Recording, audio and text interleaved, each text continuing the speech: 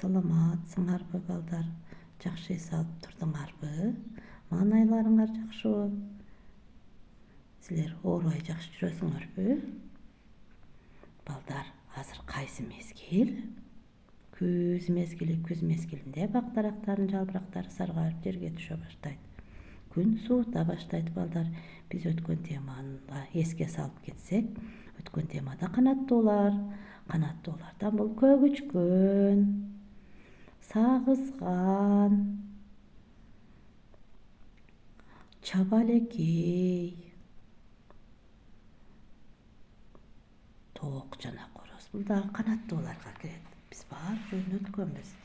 Балдар, бүгүн биз силер менен Ысқақ Расақов шаары жөнүндө таанышабыз. Ысқақ Расақов шаары абдан кооз. Ысқақ Расақов шаарында Ысқақ атабыз, улуу инсан Ысқақ Расақовдун атына коюлган мечиттерибиз, базарларыбыз, түркүн мекеме ишканаларыбыз бар балдар. Биз кабат үйлөр жайгашкан. Биздин балдар, бала бакчабыз Расақов шаарында жайгашкан. Бул жерде бизге балдар келип тарбияланат. Ар бир бала өзүнүн туулуп өскөн жерин жакшы көрөт. Анткени туулуп өскөн жердин топурагы алтын.